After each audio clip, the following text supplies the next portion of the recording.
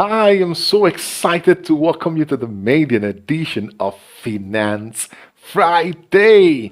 Thank God it's Friday. So, this series is going to be very interesting where we talk about how to make money online or not lose money online, get the best offers, deals, wonderful things that you can do online. Will be very, very, very useful to a lot of people out there. So, what a way to start today. 5 things you must know before you purchase the next thing online. Now, this is critical to avoid stories like you saw this online and you ordered it and then you received this. So if you're ready and excited like me, let's just go in now and share the 5 key things you must know before you make your next purchase online.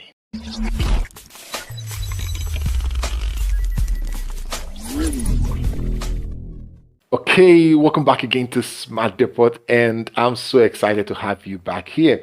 This series is going to be very, very interesting as we start today with 5 things you must know before purchasing anything online.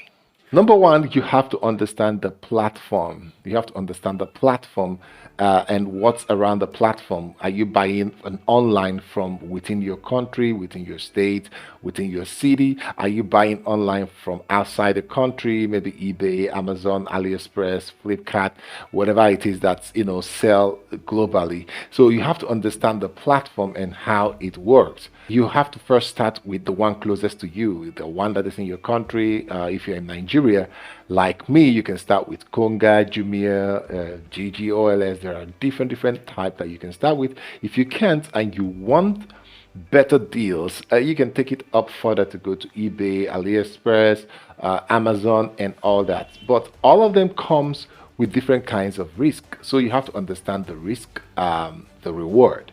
From the risk, you have to understand disputes, settlement, refund and return of item. You have to understand your own right, customer protection, and all that before you go in even purchasing. Many people don't know these rules and then they default during dispute and they lose their hard-earned money. That is the first one. Then the number two is payment option.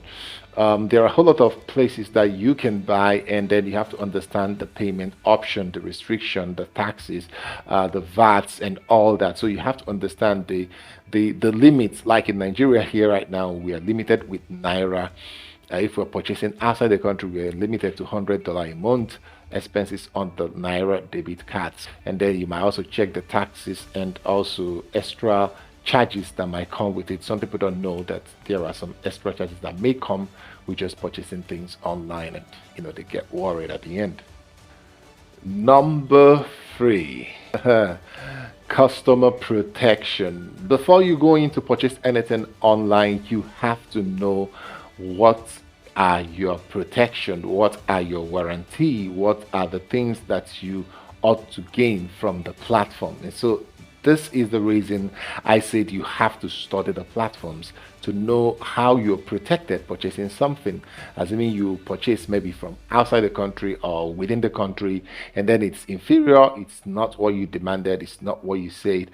How will the platform protect you from such fraudulent sellers or the order that didn't go well the way it's expected to go? So you have to understand this. You have to know your customer protection. You have to know whether you have the right to return. Like in Jumia here in Nigeria, you have 7 days to return something if you don't like it. You have to understand even what are the return processes.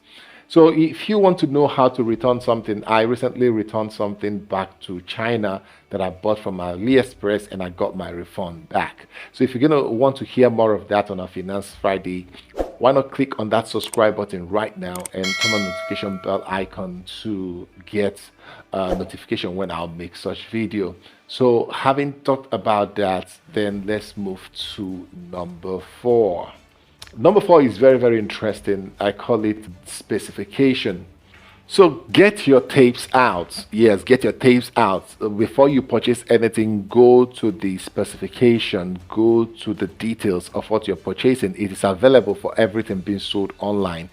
If you read, if you click purchase, it is expected that you read and accepted everything that the seller put in the specification. So like you can see even a picture that looks different, but because you click, and some of the terms and condition applies that when you click purchase, you agree with what the seller specified. So that means you have to measure every dot. Like what you're seeing on the screen now is what I saw, and I love the mic. I wanted to buy a mic for my little girls to do karaoke, and then I saw this mic and I loved it. And then when I purchased it, this is what I received. This tiny, I mean, it's can you see like my little finger is taller than this microphone. Can you see that? That's what I got. But then when I went into the specification, I discovered that the seller also wrote the size in the specification.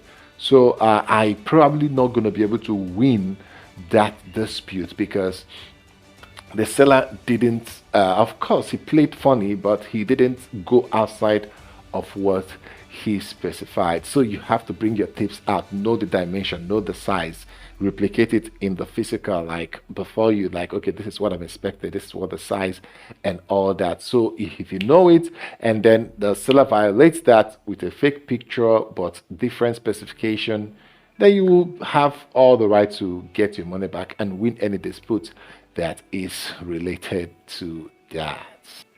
Okay, number 5 is very, very, very important because this is one of the things I use to win disputes, and you have to really be sincere. It's not just enough to open dispute or win dispute. You have to be sincere. Number 5, I'm going to round up with for today is going to be keep your evidences. Keep evidences. By the time you want to order something online, the picture you saw, take a screenshot, keep it, the product, the way it was displayed, because if you say that the seller has deceived you, some sellers can change their images, so you may not have proof. So when you are taking anything online, capture the displayed images by the seller, at least 1 or 2 of them. If there are multiple, capture it. Then when you make your order, contact the seller, be specific and confirm from the seller.